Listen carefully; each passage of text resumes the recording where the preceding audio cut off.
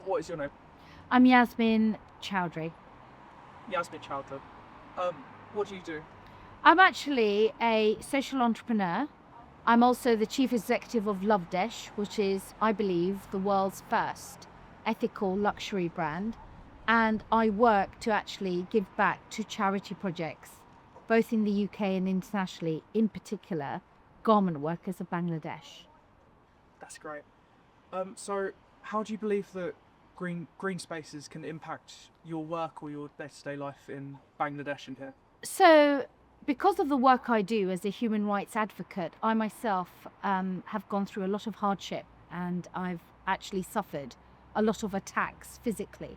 So I've been diagnosed with PTSD, and I believe that green spaces are absolutely critical for the well-being of just humanity day to day. Natural green spaces, which I was very fortunate enough to come across in Bangladesh. For example, I've explored the wetlands.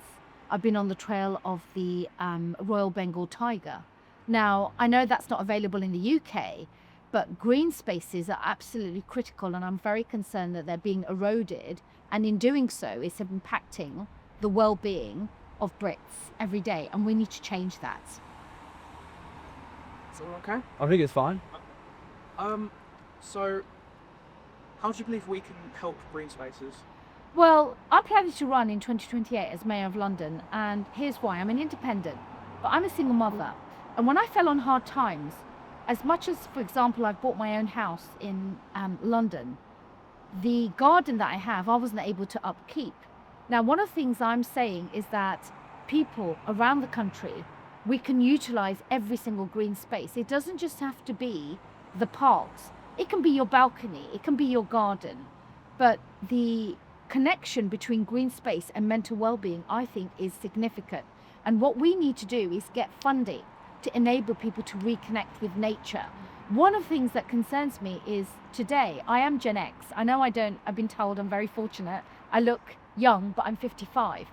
I grew up at a time in the 70s and 80s where we connected more with nature, but today, the kids, generally Brits, are disconnected from green spaces, and we need to get people out connected through the outdoor green spaces, or even just cooking, because natural ingredients, having less processed food, working with nature, being in nature is absolutely critical. And I don't know why we're not doing more and getting more funding to make that happen. It can happen.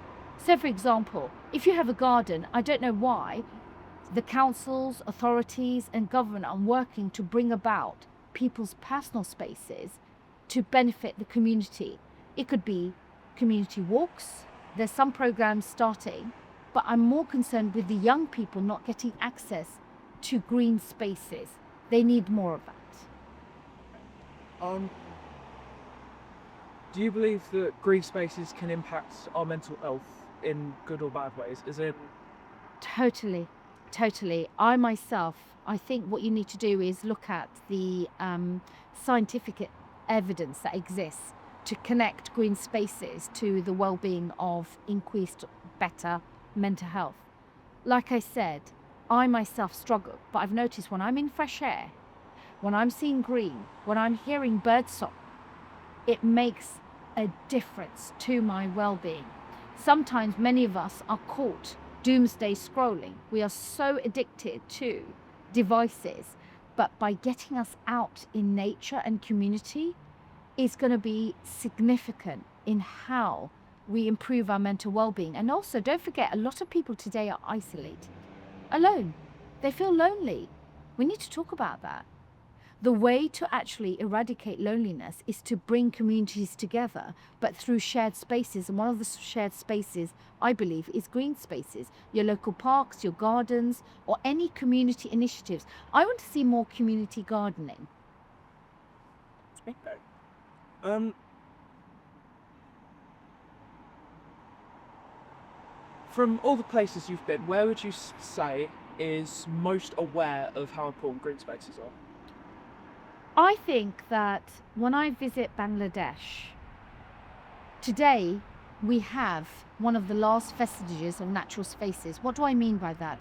I mean places, geographical sites, which are uninterrupted by human intervention. So when I go to Bangladesh, it's still places like that are not used to tourism. So I go to the wetlands, and one of my favorite places on the earth is Sunamganj and the Tangar Hawa, which is a basin of just water, but a lot of bird life, birds migrate there. Now, I think that those kind of places are very few and far between, because often also what we're lacking is natural green spaces, not manufactured green spaces, natural. And I think that still exists in UK, in Scotland, in Wales. And I just think we need to do more to protect it, preserve it, and promote it.